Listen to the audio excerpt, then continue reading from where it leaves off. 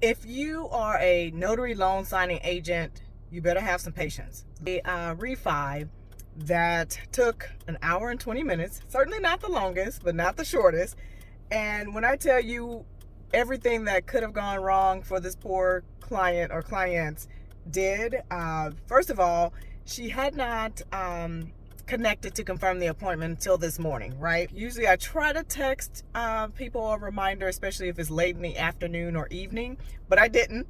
So when I rang the doorbell, it took a while for them to open the door, but I can hear dogs barking and people kind of scrambling. So I waited a few moments, obviously, to give them a chance to answer the door. I peeked around like, who are you? Like, how can I help you? And I'm like, I'm Rosalind the Notary. Are you so-and-so? She's like, oh my gosh. I forgot you were coming today. I'm like, oh boy. Definitely not the words a notary loan signing agent wants to hear. So she's like, come on in. I mean, it's like literally, I think there were 3 dogs, maybe 4. And then, there's baby gates. So just a lot going on. So she's like scrambling and she leaves me at the door and I'm just standing there like, do I follow you? There are gates to the right, gates to the left. Where do I go? So she finally comes back around. She's like, oh, I'm sorry. Come on in. And I'm looking at the dining room table to the right, but she takes me to the left into like a living room.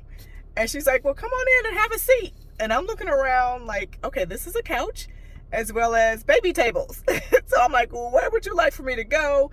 And she's like, oh, have a seat right there at the couch. We'll need some table space because we have, and this happens to be a thicker refi package.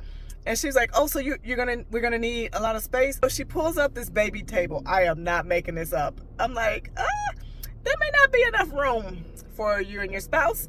So then she pulls up a second baby table. I'm like, okay.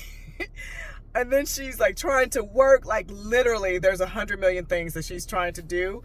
And I said, take your time, I'll get set up. You can get whatever you need straightened out, and before you come back over, make sure you and your spouse have your ID. Now, I haven't seen the spouse, right? So she's calling, texting him. She's also trying to work. Then one of the dogs came in, a little small dog, and he started barking. So she's tried to keep him away from an area.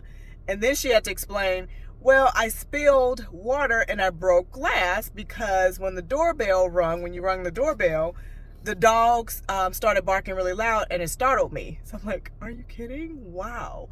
So she had glass on one side. She's trying to tell her job that she's getting ready to take a break. The dogs are coming around. She's trying to call her husband. So I said, take your time, ma'am. It happens to be my last appointment of the day. So technically I had some time, right?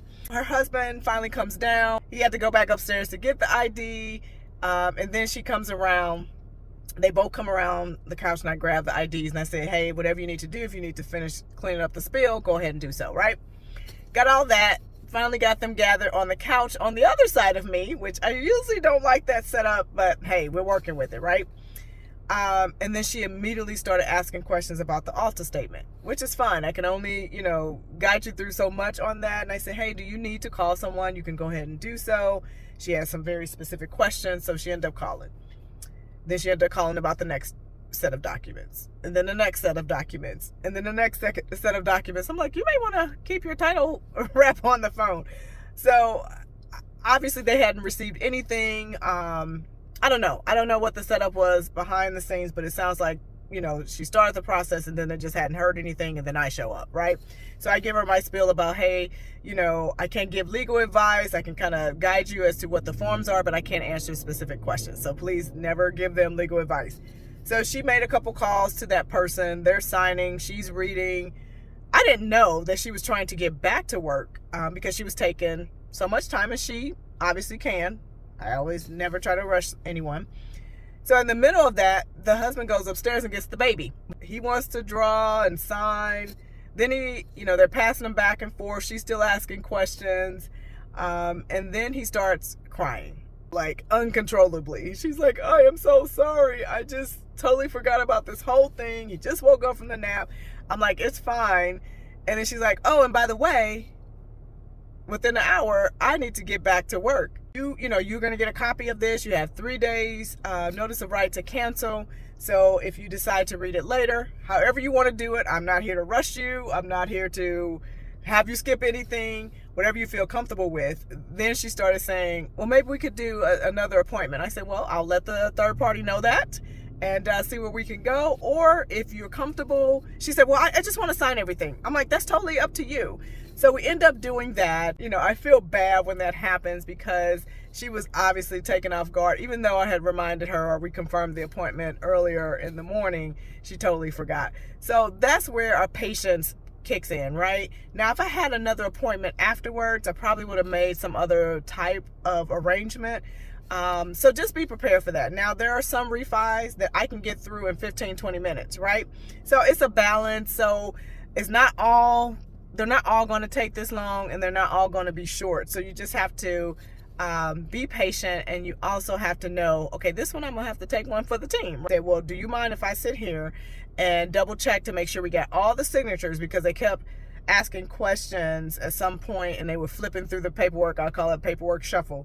So I always like to double check before I leave that person's house.